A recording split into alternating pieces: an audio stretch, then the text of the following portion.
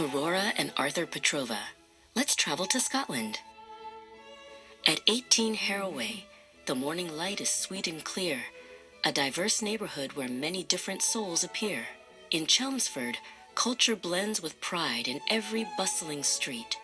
A far cry from the Romford flat, where shadows used to meet.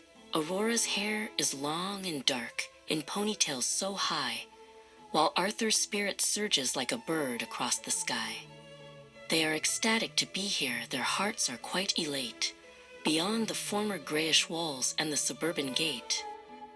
The Romford days were inconsistent, variable and loud, a cacophonous retreat beneath a heavy urban shroud. But here, the house is adorned with Bulgarian delight, ornaments and memories that make the rooms feel bright. Kushtata e krasiva,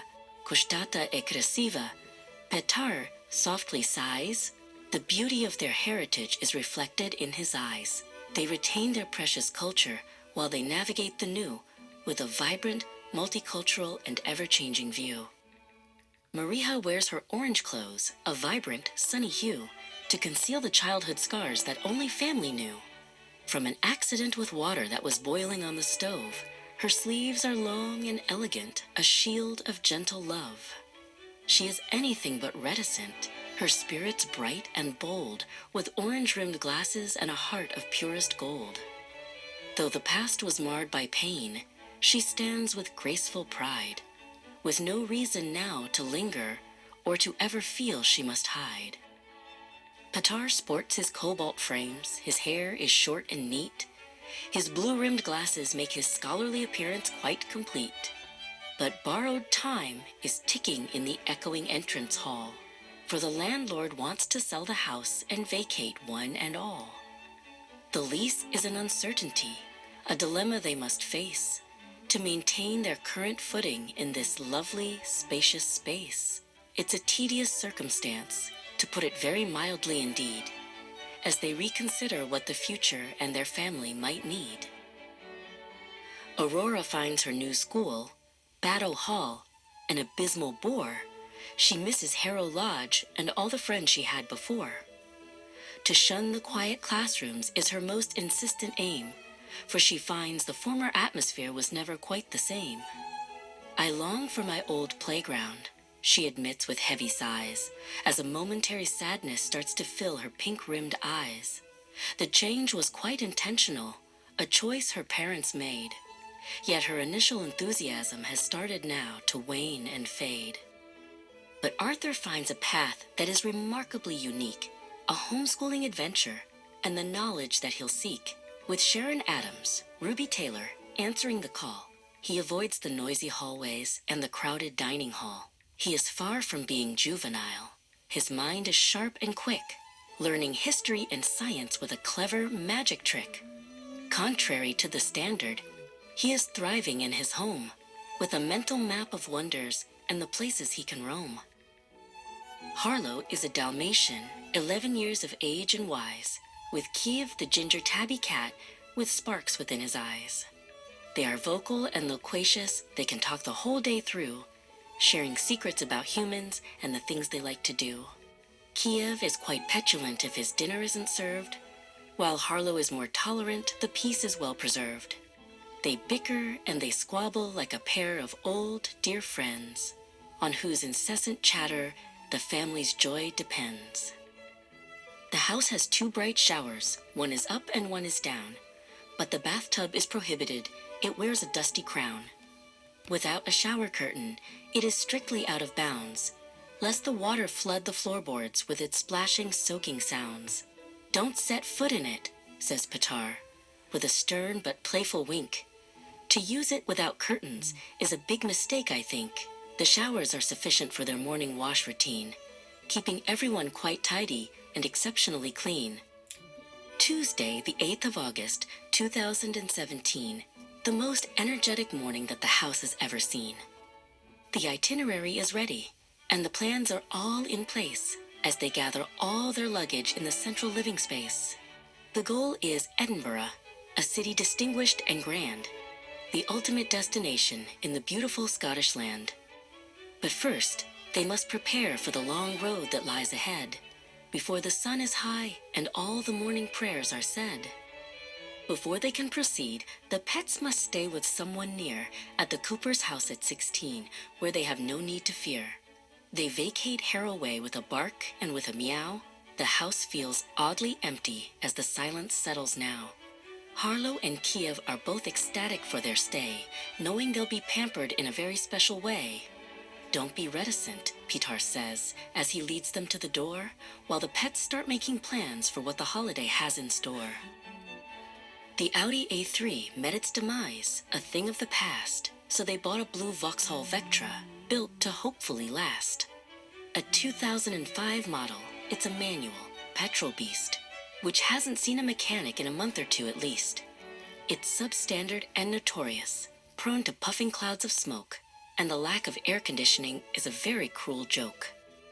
It's an eyesore, says Aurora, looking at the royal blue. But it's the only way to get us where we're going to. The heat is quite horrendous, an oppressive heavy weight, as they pack the car with luggage and they worry they'll be late. The air is non-existent. It's a stifling, humid day, which threatens to exacerbate the stress along the way. Petar shifts the manual gears with a look of pure intent, as through the Essex traffic, the blue beast is finally sent. "Are you for real?" asks Arthur, as the sweat begins to brow. "We need a cooling breeze, and we really need it now." But Petar has a test to take, a hurdle in his way, at London South East College, Bromley, on this busy day. The pressure is immense. It's a heavy mental load as they navigate the Vectra further down the London road. He is determined to succeed and to prove that he is right, with his revision notes held ready in the morning's early light. "I must focus," Petar whispers as he finds his testing hall, praying that his memory won't fail him after all. Maria has a driving test. Her nerves are standing tall. The fear of failure threatens to diminish her and all. She is distraught and worried that her luck might go down south, with a feeling akin to having cotton in her mouth. The examiner is lenient, or so she hopes and prays, to help her through the tension of these very busy days. "You can do it?" Arthur cheers as she takes the driver's seat, before she starts the engine and pulls out into the street. Aurora needs the toilet, and she needs it right away, the final straw that complicates this monumental day. So they ditch the Vectra briefly, and they find the 61, a red bus-riding detour that has only just begun. To the Sainsbury's on West Street, they proceed with great haste, ensuring that no precious time is ever gone to waste. The bus is a redundant move, or so it seems to be, but for Aurora, it's a moment of absolute necessity. In the aisles of the Sainsbury's, a plethora they find, of snacks and treats and biscuits of the very best tier kind. Pringles, Coke, and gummy bears are added to the heap, enough to keep them going while the children cannot sleep. "Can we get the chocolate?" Arthur asks with pleading eyes, as he spots a giant candy bar, a monumental prize. They are ecstatic with their haul. It's a treasure chest of food, guaranteed to brighten up a tired and hungry mood. They head toward the Northern Star as hours start to fly, beneath a shifting canvas of a vast and moody sky. The motorway is a gray snake, slithering through the green, the most monotonous stretch of road the family's ever seen. Petar drives with diligence, his eyes upon the lane, through the English sunshine and the sudden Scottish rain. The relentless hum of tires is the music of the road, as the blue beast carries onward with its heavy, happy load. They stop for fuel in Newcastle, an Esso station bright, to give the tired Vectra strength before the coming night. The intermediate stop is brief, a pause to stretch their legs, and to buy some more refreshments and some plastic water kegs. "We're almost there," says Petar, as he checks the engine's oil, preventing all their travel plans from coming to a spoil. The scent of petrol lingers as they pull back to the track, knowing there is no desire to ever turn on back. "Béalte." "Welcome," whispers Scotland as they cross the borderline, where the hills are dressed in heather and the air is like a wine. The scenery is the antithesis of Essex's flat terrain, with misty ancient valleys and the soft and highland rain. Siamar Athathu, how are you? Patar asks with a grin, as the Scottish exploration is now ready to begin. It's bra, cries out Aurora, using words she's newly found, as they marvel at the beauty of the magic Scottish ground. Edinburgh is a city that is distinguished and old, with stories of the castle and the warriors so bold. The streets are a kaleidoscope of culture and of race, a vibrant, diverse energy in every single place. They see the cobblestones and the towers made of stone, a majestic atmosphere that is very much its own. I ken this place is special, Arthur says with quiet pride, as they watch the many people as they walk on by outside. They reach the Holiday Inn Express, their sanctuary and base, a welcoming and spacious spot in this historic place. The itinerary is nearly done, the penultimate goal, to find some rest for every tired and travel-weary soul. They vacate the blue Vectra and they gather up their bags, though the energy of everyone now significantly flags.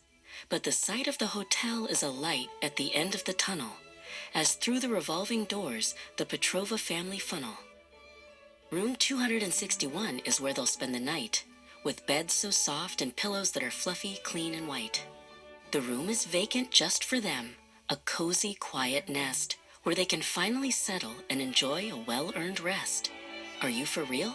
Aurora laughs, jumping on the bed, with dreams of tomorrow's castle already in her head. The journey was horrendous, to put it very mildly indeed, but this comfort is exactly what the weary travelers need. Aurora's verrucae need some care, a medicinal routine. The sharp scent of the ointment is particularly keen. Maria applies it carefully, with a patient, gentle touch. It stings a bit, Aurora cries.